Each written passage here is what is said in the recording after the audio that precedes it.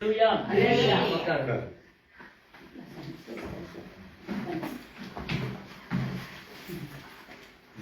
തിരുനാമത്തിന് മഹത്വമുണ്ടാകട്ടെ. അനുഗ്രഹവും പ്രശാന്തവുമാകുന്ന നല്ലൊരു പ്രഭാതത്തിനായി ദൈവത്തിന് നന്ദിയോടെ സ്തോത്രം ചെയ്യുന്നു.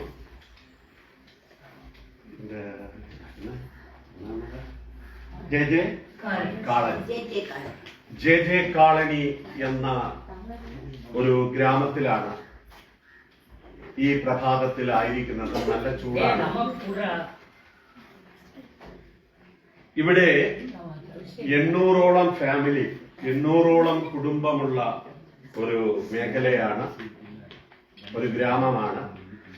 ഇവിടെ പാസ്റ്റർ യോവാൻ അദ്ദേഹവും കുടുംബവും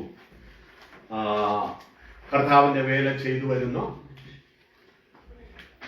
പല ഭവനങ്ങളിലായിട്ട് ആരാധന നടത്തി. ആരാധന നടത്തുന്ന വേളകളിൽ ജനം കൂടുമ്പോൾ പല ഹൗസ് ഓണറുകളും ഇവിടെ പറ്റത്തില്ല എന്ന് പറഞ്ഞ് അവിടെ നിന്നും മാറ്റി. ഇപ്പോൾ ഇവിടെ ഈ സ്ഥലം റെന്റിനെടുത്ത് ഒരു ഷെഡിട്ട് അതിനകത്താണ് ആരാധന നടന്നു വരുന്നത്. കറണ്ടൊന്നും ആയിട്ടില്ല. നല്ല ചൂടാണ്. ആസ്പെറ്റോസാണ്. അപ്പൊ അതിൻ്റെതായ ചൂടുണ്ട്. ജനമെല്ലാം ചൂടിനാൽ എല്ലാരും ബുക്ക് വെച്ച് വീശിക്കൊണ്ടിരിക്കുകയാണ്. ഇവിടെ വേല വളരുവാൻ, കർത്താവിന്റെ ദാസനെയും കുടുംബത്തെയും പ്രയോജനപ്പെടുത്തുവാൻ ദൈവം അനേകരെ നാശത്തിൽ നിന്നും പാപത്തിൽ നിന്നും വിടുവിച്ച് ദൈവ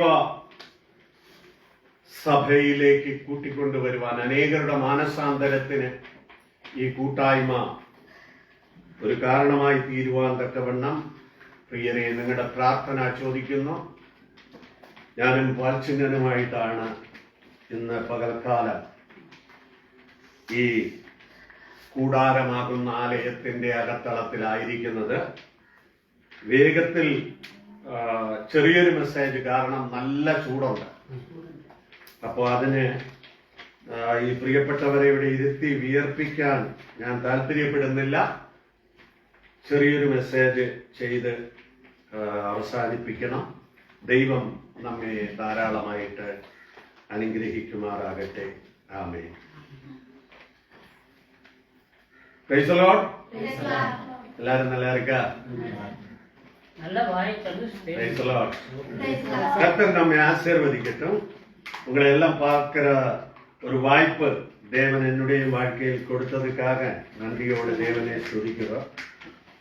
550 കിലോമീറ്റർ ദൂരെ ഇരുന്ന് இந்த தேசத்தில் വന്ന് ഗ്രാമങ്ങൾ ஊழியம் பண்ணும்படிக்கு தேவனும் என்னை தமிழ்நாடினுடைய பகுதியில் அழைத்து வைத்திருக்கிறபடியினால தேவனை நான் நன்றியோடு ஸ்துதிக்கிறோம்.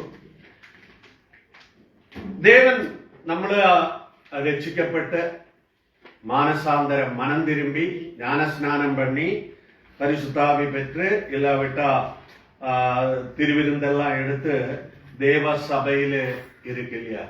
எத்தனை பேர் ஞானஸ்நானம் எடுத்தவங்க உண்டு? கையை தொடுங்க. முக்கியமா 1-2 பேரும் போக மீதி எல்லாரும் ஞானஸ்நானம் எடுத்திருக்கு. அப்போ நாம் ஒவ்வொரு பகுதியிலும், ஆராதனையுடைய ஒவ்வொரு பகுதியிலும் தேவனை ஆராதிக்கும்படி அவளோடு கடந்து வருகிறது.